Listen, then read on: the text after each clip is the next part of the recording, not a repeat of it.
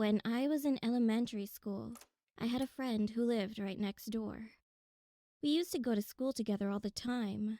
One day, I was standing in front of my friend's house waiting for her as usual, and I realized that she was kind of strange when she came out. She looked kind of bemused. When I looked more closely, she was breaking out in a cold sweat.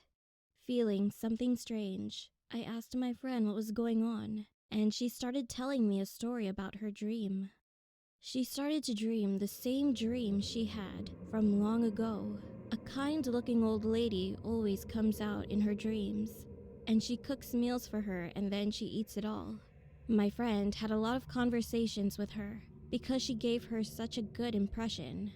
The most amazing thing was when she woke up. She felt full, as if she had actually eaten, even though it was just a dream. My friend lived alone with her maternal grandmother at the time, but on another day when my friend was about to go to school, she repeatedly requested one thing from her with a scary face. "Do not follow the stranger or anyone today, okay? Do not." My friend was confused for a moment, but reassured her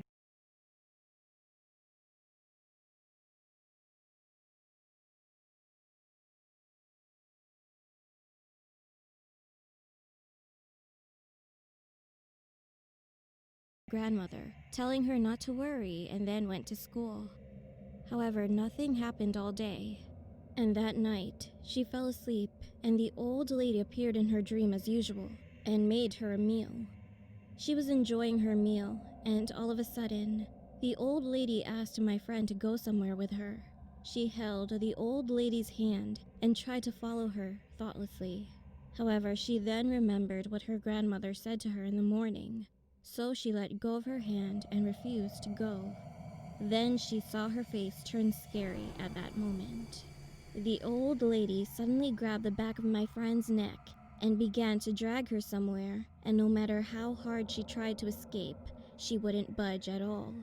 While she was trembling with fear, she then remembered the other thing that her grandmother had told her in the morning. If you're dragged by someone in your dreams, don't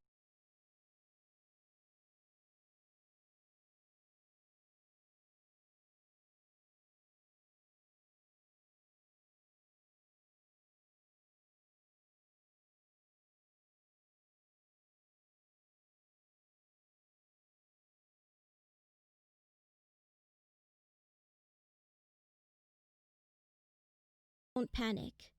Just slam your head against somewhere, like a wall or a pillar. Then you will wake up from your dream. Understand? My friend, who remembered the advice, saw a tree in front of her and tried to hit her head. But suddenly, the old lady laughed as she pulled my friend's head. "Who taught you this?" "Oh, I see. Your grandmother did." So she failed to wake up and was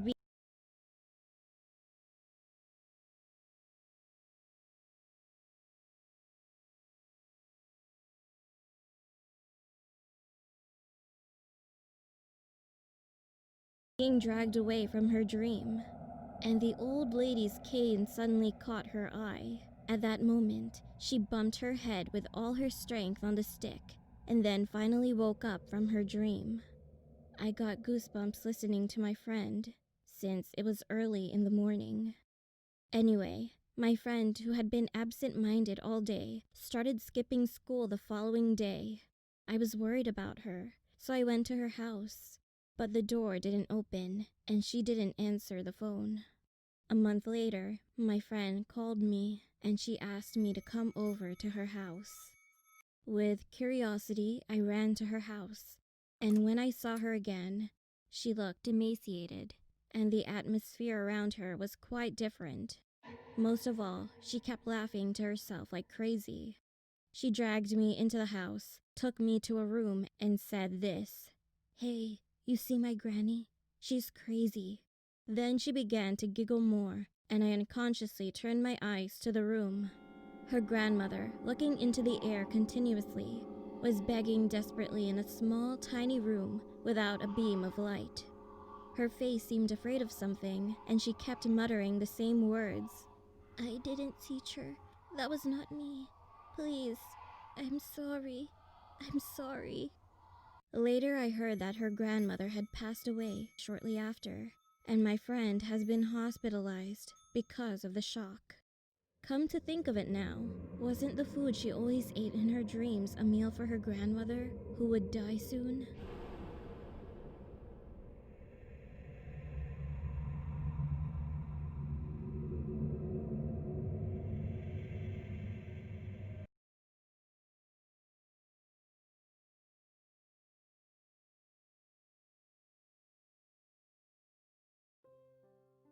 About 10 years ago, my family had a studio rental business in a big city. Our studio had the most thorough security system at that time. So, as a result, our studio became the best place for those parents who ever wanted to send their daughter from the rural area to the city. Even though the rent price was highly expensive, our studio was always traded, and because of that, the gender ratio of women was far higher. At that time, there was a woman who had moved into our studio for about 3 months. She was the kind of annoying type that she requested changing the automatic door lock's password several times a month. There was a manual in the room that helps you to change the password for oneself, but she kept asking us to do it every time, saying that it was complicated. We felt like she was the type who was going to fuss about our studio someday, so we always did her favor whenever she asked. But one day, she started saying something strange. She said that someone seemed to be coming inside of her room when she wasn't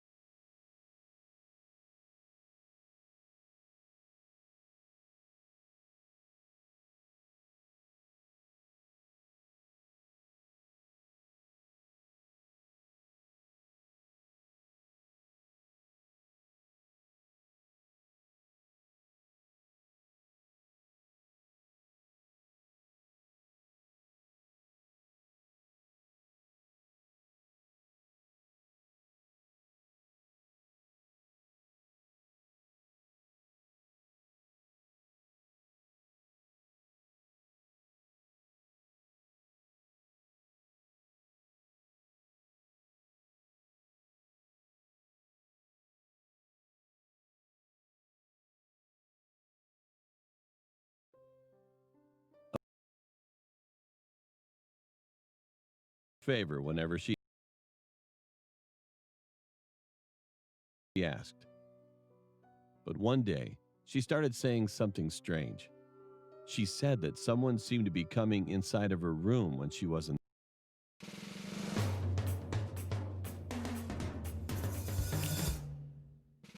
there.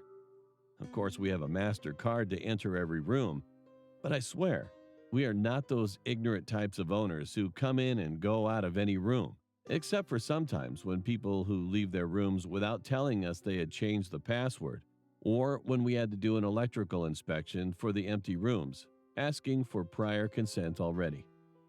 But she seemed to doubt me, because I was the one who guarded the studio during my university vacation. Anyway, my parents sent her back to her room kindly, saying that she might be mistaken at first. Then the other day, she came up angrily this time. She said that she put a piece of paper in the crack of the door and folded the edge of the bed's blanket slightly when she went out. However, when she came back again, then she found that the paper was fallen on the ground and the blanket was all spread out.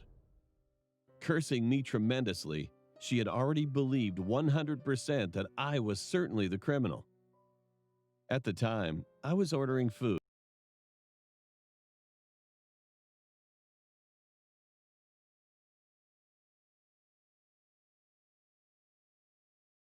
and in a good mood after cleaning the roof in a heavy sweat, and this woman's behavior slowly pissed me off.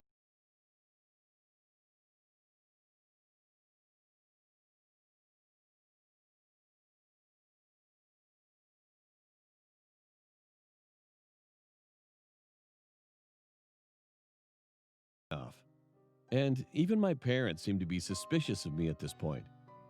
but I couldn't confirm what was happening on each floor because there was only one CCTV in the front door and another one in the parking lot at that time. No matter how I felt the unfairness, I couldn't just install all the CCTV using a huge sum of money to capture the evidence of the woman who has such a megalomania and mythomania. So I put a digital camera that had very low resolution at that time in a beverage box and put it in a hallway where she was living. I had to go down every 2 hours and empty the memory. And I finally ended up thinking that I wouldn't be able to do this anymore after about 3 days. On the fourth day, the incident happened. That day, the police knocked on our door first.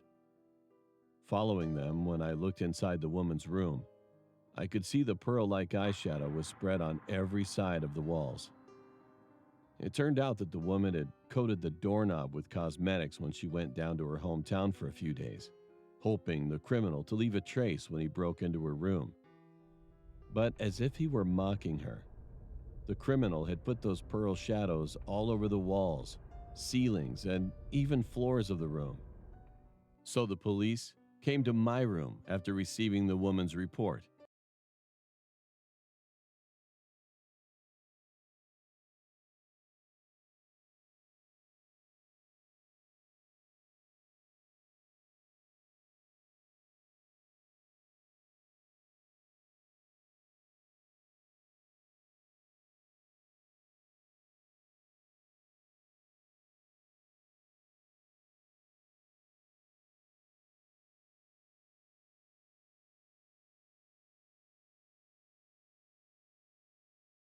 They started to investigate whether they could find any traces of pearl shadow on my keyboard, mouse, drawer handle, faucet, and even the toilet watering lever. But it was nonsense. I was just eating delivery food without knowing anything. The wash basin in the woman's room, which had been empty for 4 days, was completely wet as if someone had just finished taking a shower, and I could see the soap was expanded. I was eventually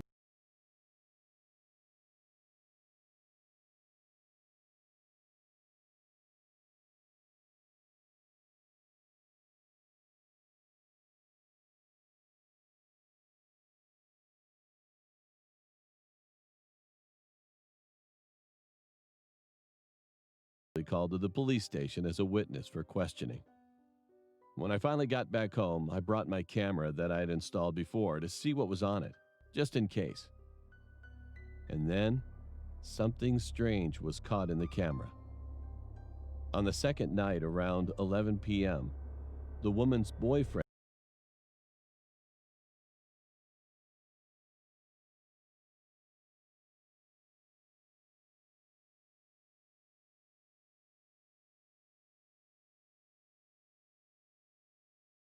was filmed entering that empty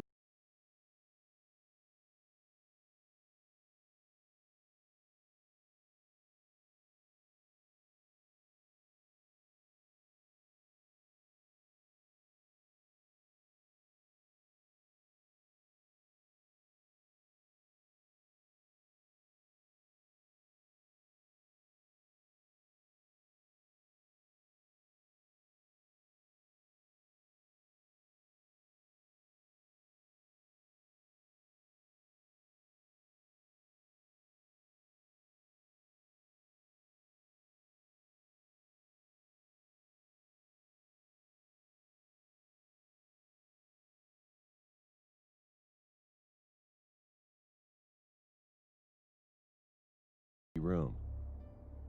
He wasn't in the video for the third day, and of course, I couldn't film it for the fourth day.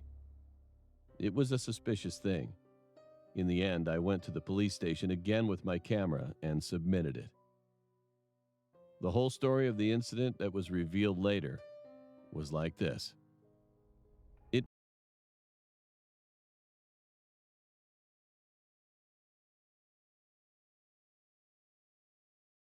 was like this. It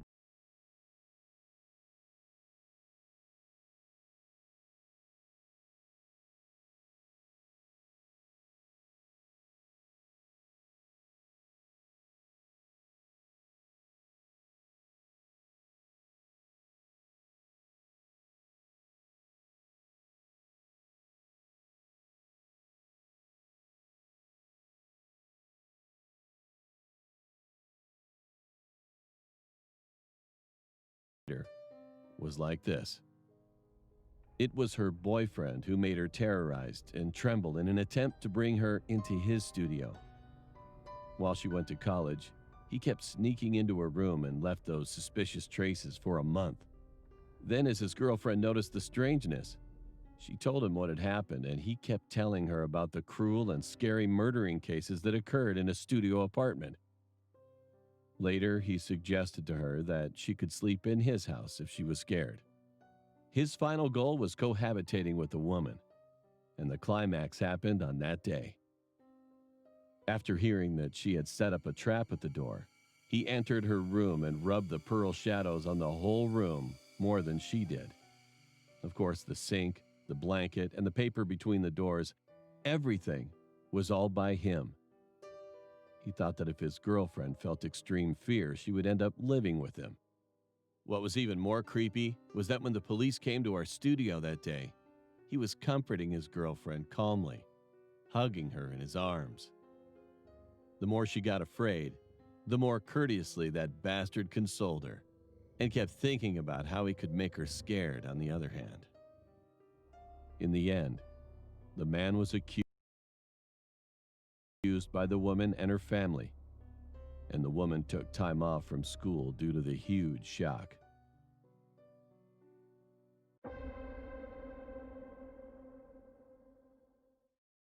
There's something I want to confess about, so I'm going to write it down on this anonymous site.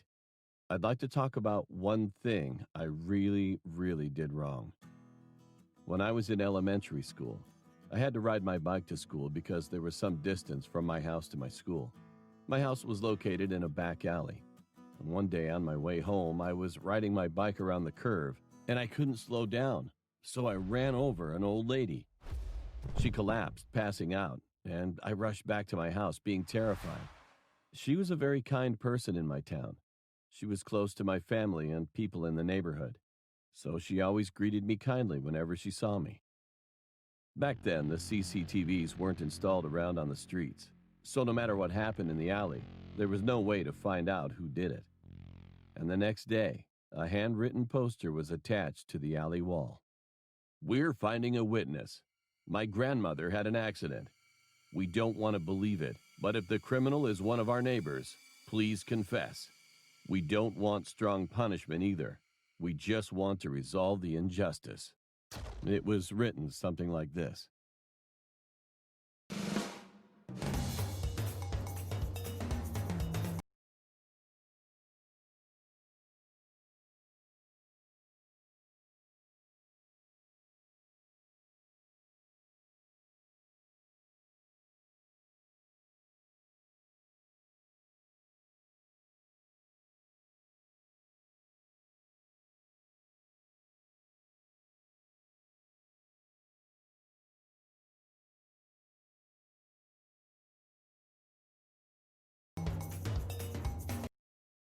She returned home shortly after being treated for a concussion, and after that, her health began to deteriorate rapidly because she was quite an old lady.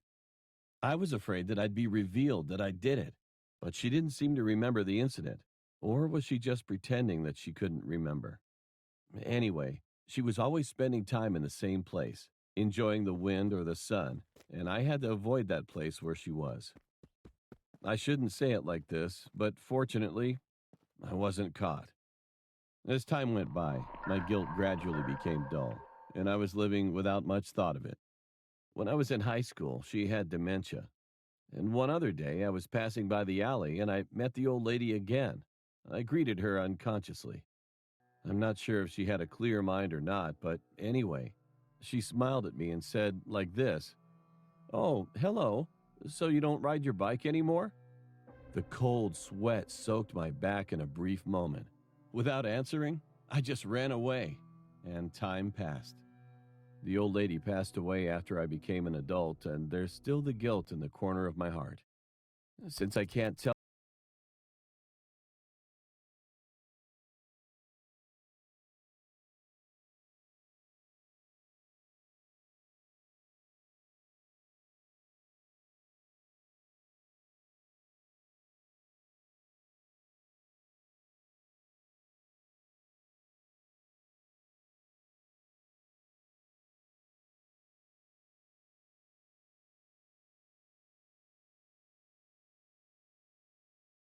Tell this story to anyone. I hope you guys understand me using the power of anonymity to write it here. I know, I'm just the most terrible trash in the world.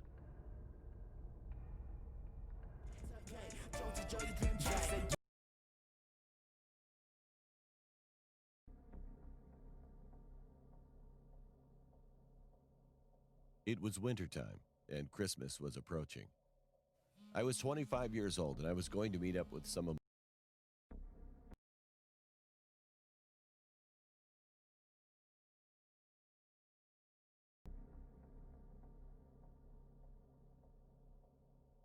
It was wintertime, and Christmas was approaching. I was 25 years old, and I was going to meet up with some of my friends who lived on the other side of the city. It was a 4-hour drive from my place, so I decided to take my own car instead of a local cab. It was my first time going alone on such a long drive, and I felt nervous, but excited.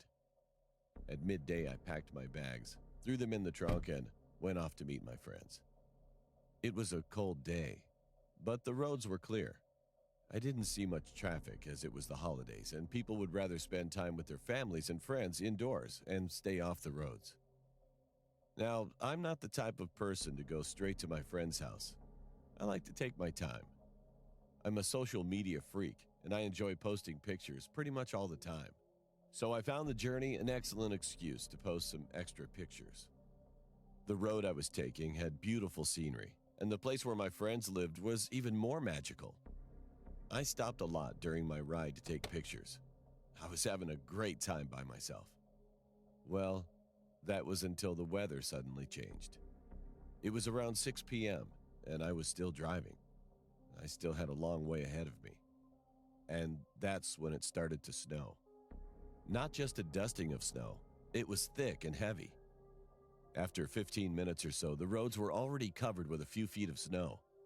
I felt anxious, since it was getting dark and I wasn't even halfway through the drive. My car slowed down, and I had to force it to run on the empty roads. The heavy snow didn't stop. I decided that I would stop at the closest gas station I could find, but unfortunately, I couldn't find one for a while. An hour later, I finally saw some lights shining from the distance. It was a gas station. I pressed the accelerator, rushed to the station,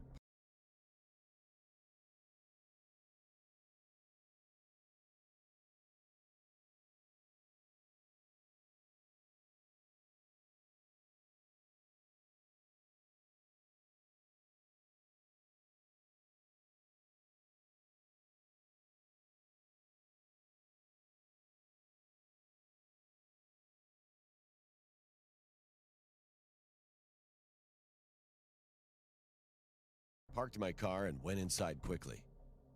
Just as I entered, a strong snowstorm started. The gas station had a little shop tucked away with some chairs to sit on. The guy at the counter was an ordinary fellow. He didn't really talk much. He only asked me where I was going in such harsh weather. After that, I bought some chips and drinks and sat down in the furthest chair from him. It was night now. I sat, munched on my food, and scrolled through an Instagram. Then, suddenly, the shop's door opened. I looked up, and a very weird-looking man entered. He had long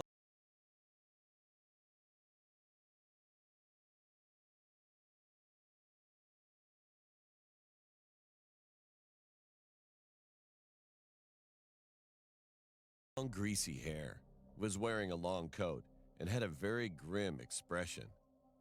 I saw him buy some cigarettes, and he sat down a few chairs away from me. He didn't look at me at all. At first, I ignored him, but then he started smoking. Since the shop was small and the smoke filled the air quickly, the shopkeeper told him to stop, but he didn't listen. He couldn't ask him to leave because of the storm, so he didn't say anything else. I, on the other hand, hated cigarettes. The weird guy was looking down, breathing very heavily as he smoked. It was as if he was breathing in my ears. So when he took out his fifth cigarette, I lost my temper and angrily told him to stop. He looked at me for a couple of minutes. His big eyes were red with anger. But then he smiled and stopped smoking. His smile was unnerving. I sat down again and distracted myself on my phone. Shortly afterwards, my friend called me, asking why I hadn't reached their place yet. I told him the whole story, and he said the storm would soon be over, and I shouldn't worry. When I hung up, I noticed the weird guy staring at my phone with deep interest. I was afraid that he was thinking of stealing it. But to my relief, after some time, he got up to leave. At the door, he stopped, looked back, and screamed loudly before running away, scaring the crap out of me and the shopkeeper. He didn't return after that. At 10:30 p.m., the storm ended, and I immediately left after thanking the shopkeeper. I went into my car, started it, and drove off. For some time, I drove in silence, but then I heard a noise. It sounded like heavy breathing. My heart rate shot up and my hands got all sweaty as the breathing sounded so familiar and so close. I looked through my rearview mirror and screamed. The weird guy from the shop was sitting in my back seat, smiling at me. I pressed the brakes very hard, got out of the car, and started running. I felt him running after me too, yelling at the top of his lungs. The road was empty, and I felt hopeless as I knew he was faster than me. I only looked back once to see him running like an unnatural being and holding a knife in his hand. I increased my pace, still wondering how on earth he got inside my car. I might have forgotten to lock the door when I first left to go to the gas station. But now, it was too late for regret. My life was at risk because some psychopath was after me. Then I saw some headlights at a distance. I started waving my hands like a maniac, screaming for them to stop. They did, and it turned out to be my friend. He had come to pick me up as he was worried since I was pretty late and thought something went wrong. I looked back, and I saw that guy was gone. I got inside my friend's car and told him everything. He called the cops, and they arrived shortly after. We all went to my car first and noticed some marks made by a knife in the back seat. The cops couldn't find the guy anywhere. After some investigation, they let us leave. I drove my car, and my friend drove his car back to his place. The cops never found the guy, and to this day, I still wonder what would have happened if my friend didn't turn up that night.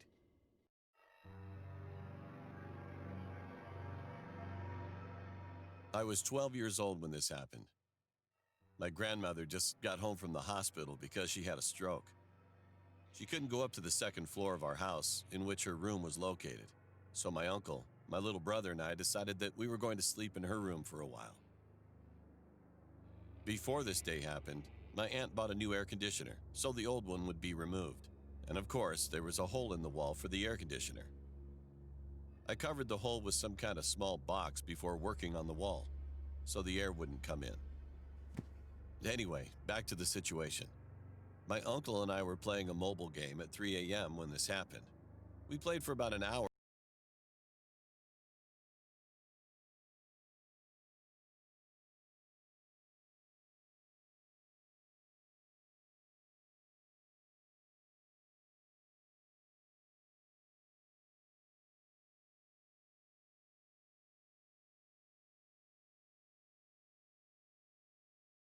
Or so until my little brother had fallen asleep. While I was paying attention, I suddenly heard a small scratching sound coming from the hole on the wall where I covered it with a box. Its sound was like someone trying to remove it with something. However, I just ignored it at first, because I thought it might be a cat trying to remove the cover.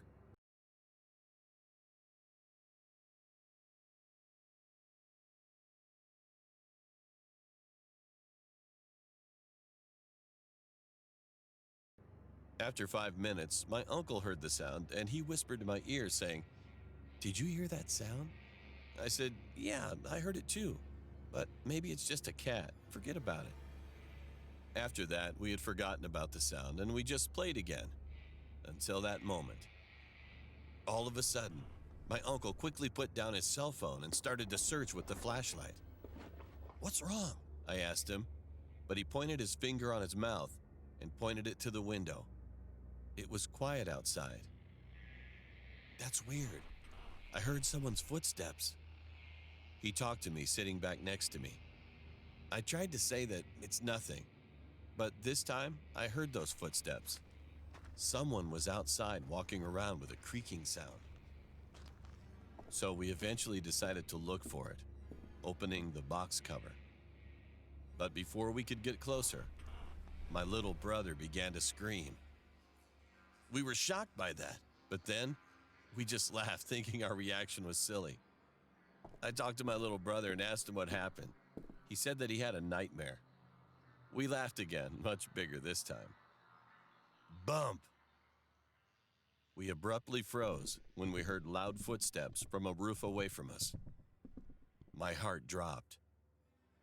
What was it? My uncle said with an anxious voice. We then stayed away from the wall and started panicking. I started to think that it might be a thief who was trying to enter our house. What if he would try to kill us? How are we going to stop him? What should I do?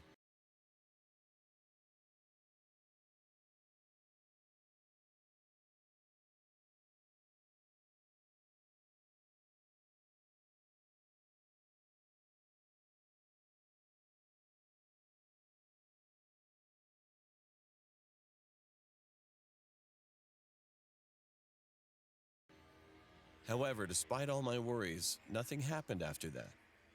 There were no footsteps anymore, but my uncle and I had to stay up until the next morning, shivering together.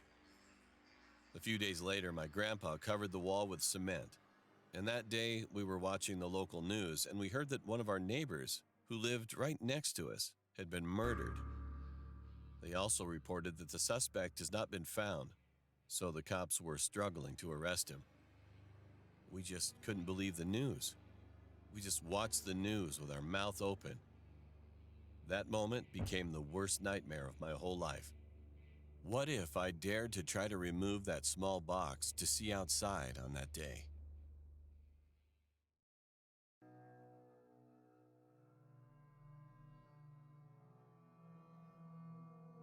For this story, my name will be Charlie. Years ago, my first year of college, I lived in a dorm. So the cops were struggling.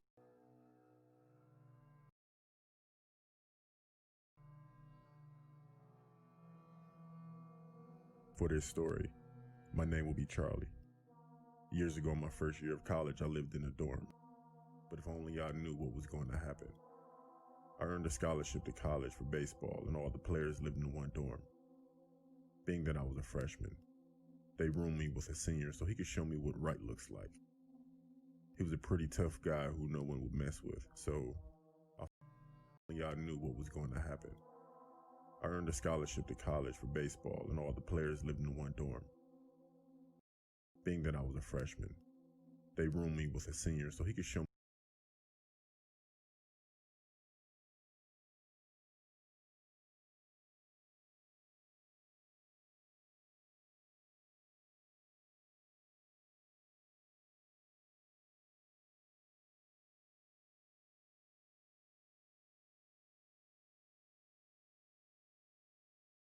Me what right looks like. He was a pretty tough guy who no one would mess with, so I felt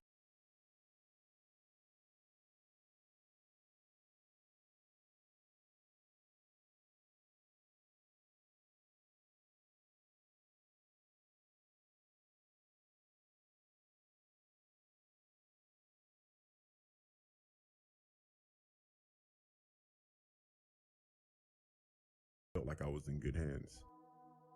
It was the winter, and by that time of the school year, I was pretty set in my ways and comfortable. I was invited to a house party that one of the sororities were throwing, so I went with a few friends.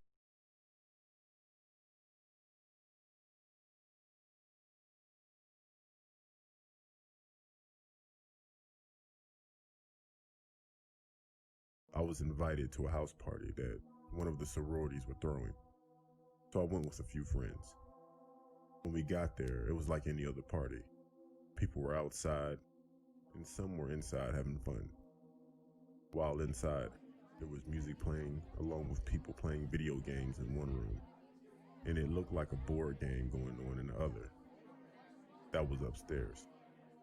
After a while, I went upstairs to see why anyone would be playing a board game at a party. When I got to the room, I noticed that it was the most quiet room in the house, which was odd to me. When I walked in the room, there were 4 girls and a guy sitting at a table.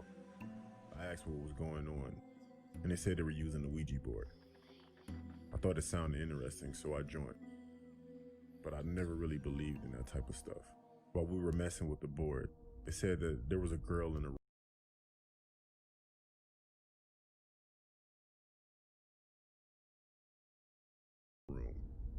But I think that one of the other people that were playing moved it, so I left.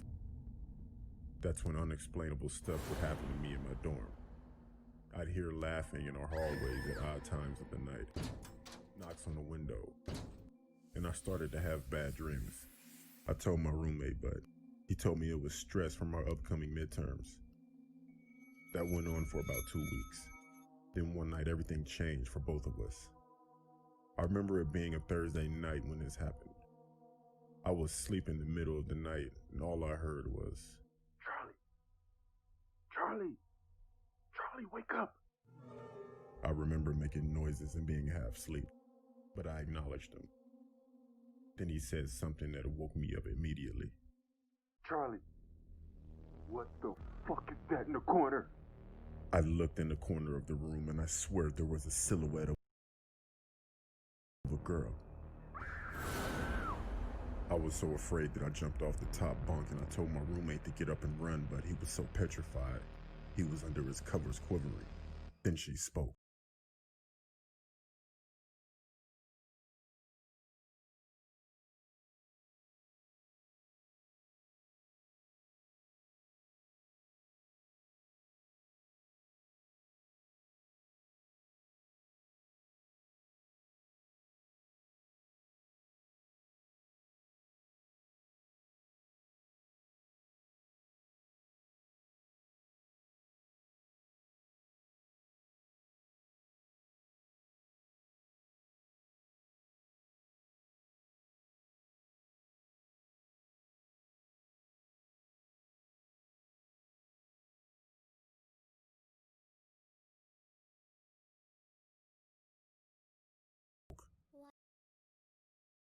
Why do you seem so scared?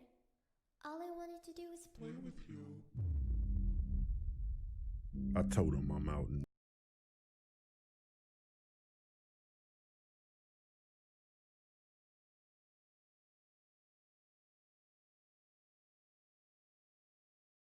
we both ran out of our room.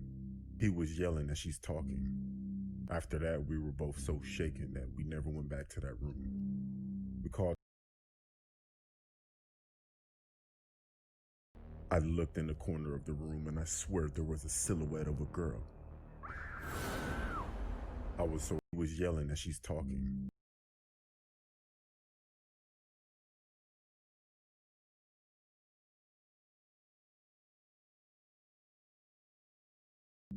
After that, we were both so shaken that we never went back to that room. We called the police, but when they came, they never found any girl. I don't know if it was because of the house party, Ouija board game, or coincidence, but that was a moment that I'll never forget. To this day, I still hear odd noises throughout the night wherever I go.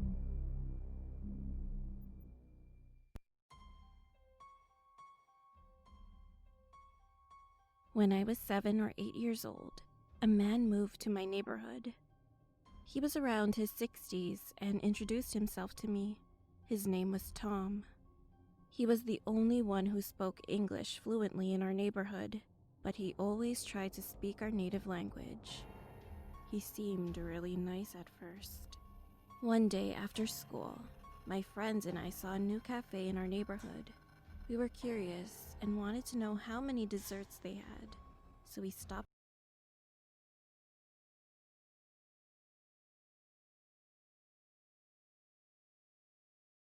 by and looked inside. Then we heard someone say, "Hello, kids." He then said, "Come on in. You can have all the desserts you want for free." Without thinking, we went inside and stayed there for 2 hours. After that, We soon stayed there almost every day after school. Everyone started to like Tom. One day, we went to his cafe like we usually did, but for some reason, I felt kind of uncomfortable.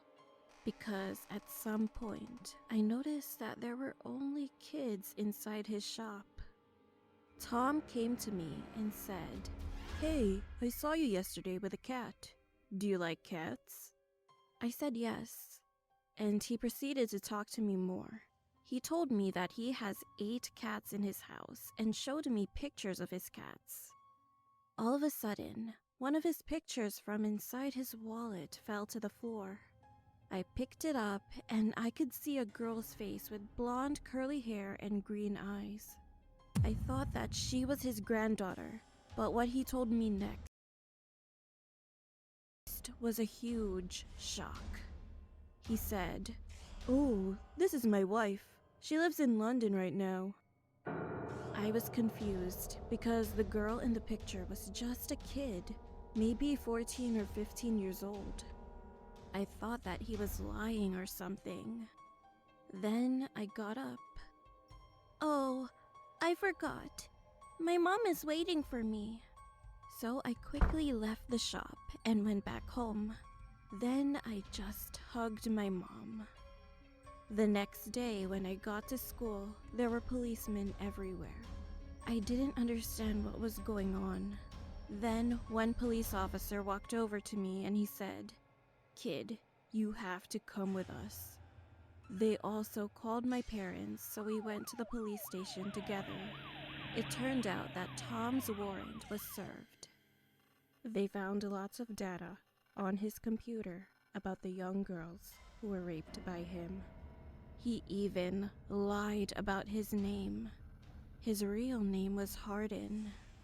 The worst and most horrible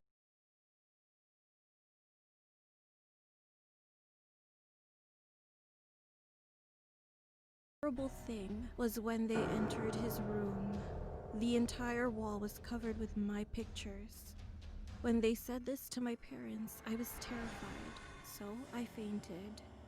The police arrested him, and he was put in jail for several years. Now I'm 18 years old, but I am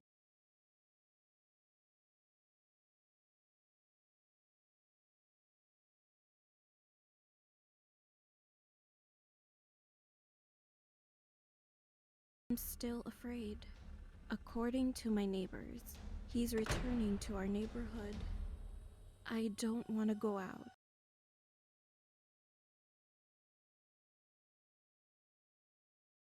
And I don't even know what to do. If anyone has any advice, please help me and let me know what I should do.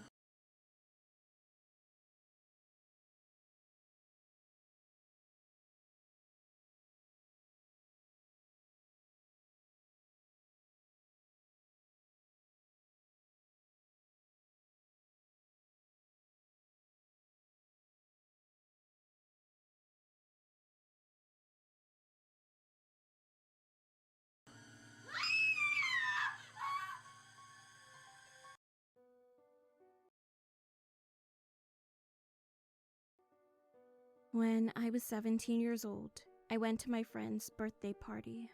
Lots of teenagers were drinking illegally.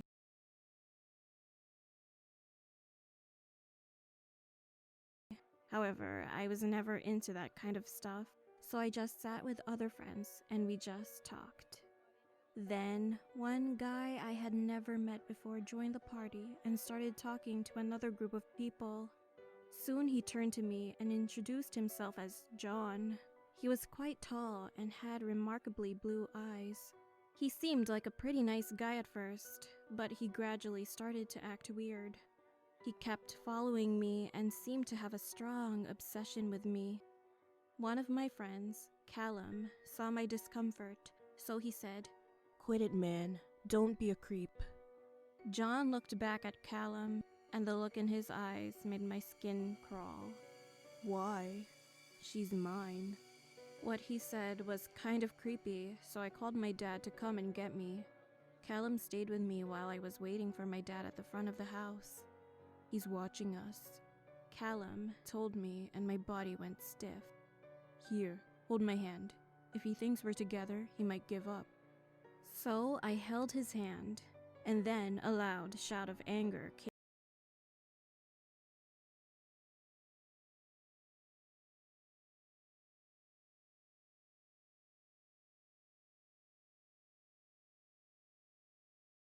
came from behind us. We both looked, and John was headed straight towards us. I was getting really worried. He looked like he was going to hit Callum. But just then my dad arrived, so I grabbed Callum's hand and we ran to the car. As soon as we both jumped in, I explained everything to him. When we dropped him off at his house and returned home, I was leaning over my bed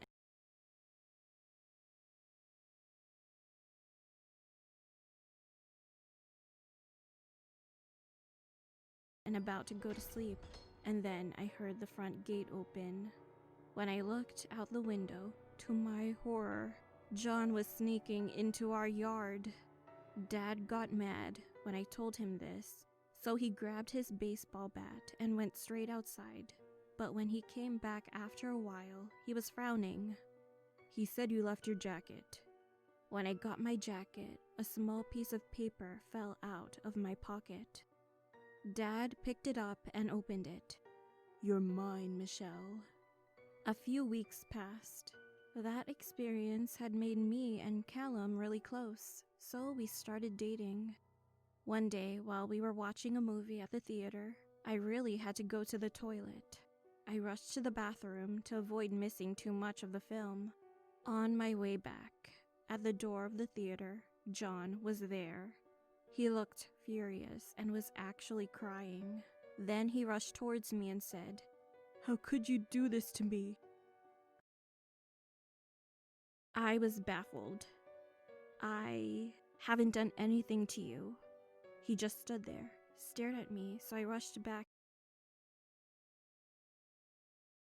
into the theater and told Callum what was going on. We left the theater immediately.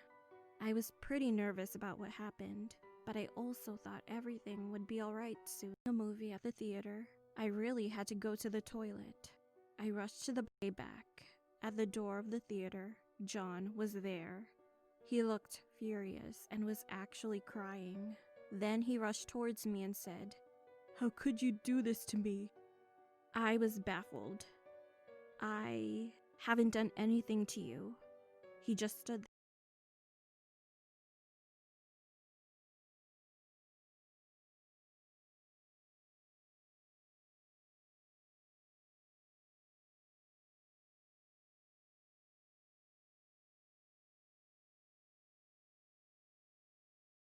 there, stared at me, so I rushed back into the theater and told Callum what was going on. We left the theater immediately. I was pretty nervous about what happened, but I also thought everything would be alright soon. However, I was totally wrong. A few days later, I was in my backyard working on my art project when I heard sobbing. I turned around and John was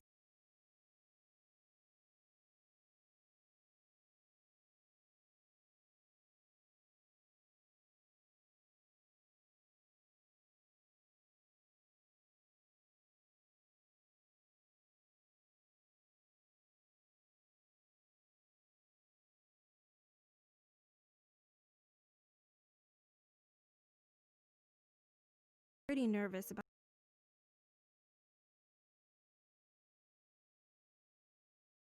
what happened, but I also thought everything would be alright soon.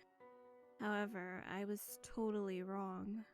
A few days later, I was in my backyard working on my art project when I heard sobbing. I turned around and John was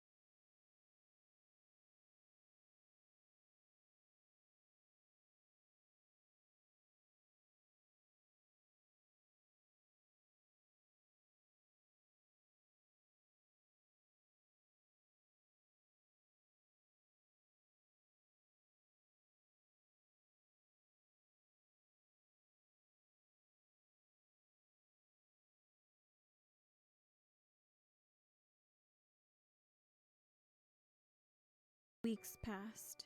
That experience had made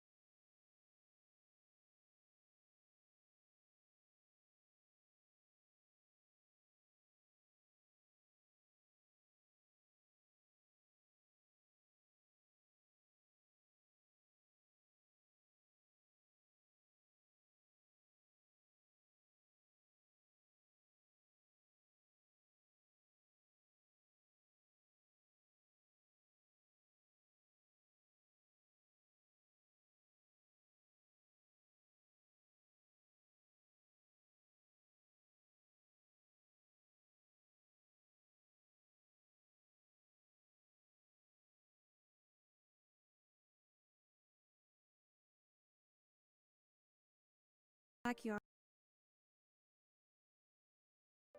He just stood there, stared at me, so I rushed.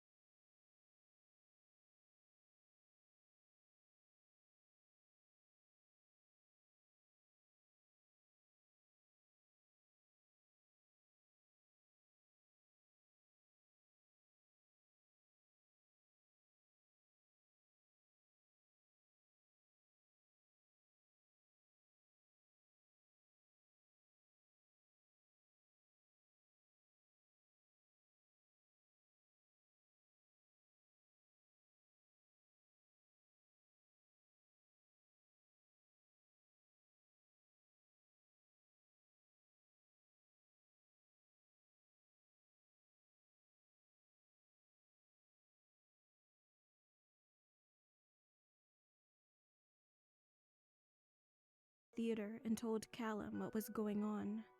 We left the theater immediately.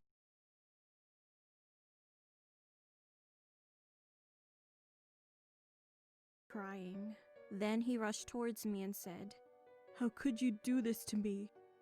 I was baffled. "I haven't done anything to you." He just stood there, stared at me, so I rushed back into the theater and told Callum what was going on. We left the theater immediately. I was pretty nervous about what happened, but I also thought everything would be alright soon. However, I was totally wrong. A few days later, I was in my backyard working on my art project when I heard sobbing. I turned around and John was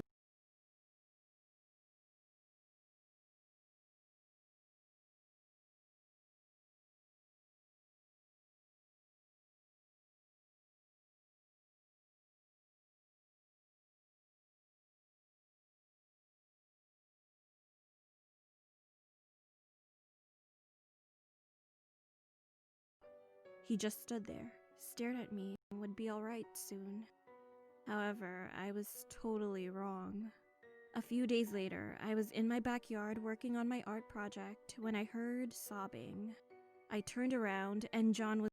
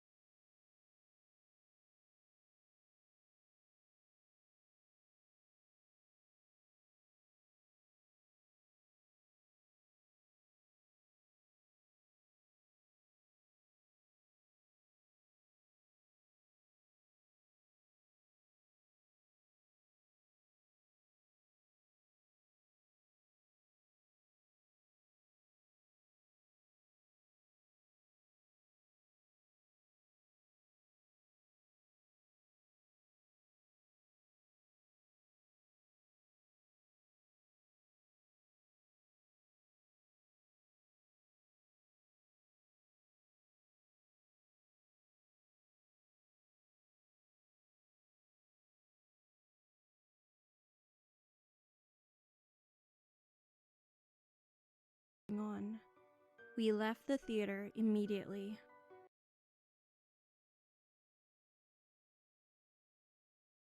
My legs began to tremble as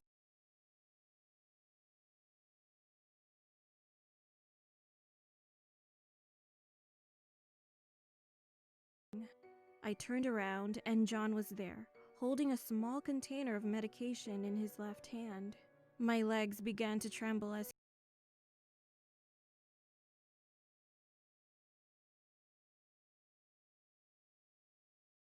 he moved closer to me. "Why are you here?" I asked him. "I missed you, Michelle. I've been following you nearly every day. Are you with Callum just to make me jealous because it's working? But no, you are wrong." As John began smiling, my mouth went dry. "I don't even know you, so please leave." But when I said this, he began crying again as he pulled out a knife and pointed it at me. I screamed and began running towards my back fence. But before I reached it, he caught my shirt and pulled me to the ground. He held the knife to my cheek and then yelled, "I love you, Michelle. Nobody else can have you. You're mine." I was horrified, and tears were rolling down my face. "Get off her!" All of a sudden, my dad, who was gardening outside, quickly ran towards us.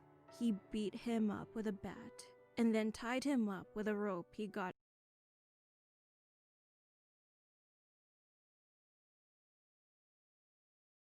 out of his shed. And I heard John mutter, "I thought you were alone." Once my dad made sure I was all right, he called the police and Callum. John began laughing like a maniac and yelled out in anger when he was arrested, "I kissed her. She's mine. Mine." Later, we got a phone call from the police and it turned out that he was high on drugs and his room was full of pictures of me as well as a diary describing plans to kidnap and murder me. After that, John was sentenced to jail for 7 years. I'm 22 now and Callum and I are still together. We've just moved to the city together recently. I have deleted all social media, but I'm still in fear. We are 2 years away from the date John will be released, and I know that one day in the future, John will likely come looking for me again.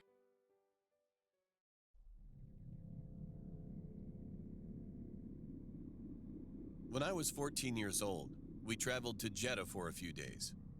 On our way back, it was just past midnight, and there were almost no cars around on both sides of the highway. My mom, dad, and I were chatting and laughing at each other. However, we just ran out of topics soon, and I decided to lie down in the back seat. At that moment, I heard a loud bang and passed out for a few seconds. When I got my senses back, I tried to sit up, but the car felt like a roller coaster, so I struggled a little. When I finally sat up, I grabbed the shoulders of both the driver and passenger seats. And then, looking out through my window, I realized that the car was on mid-air floating.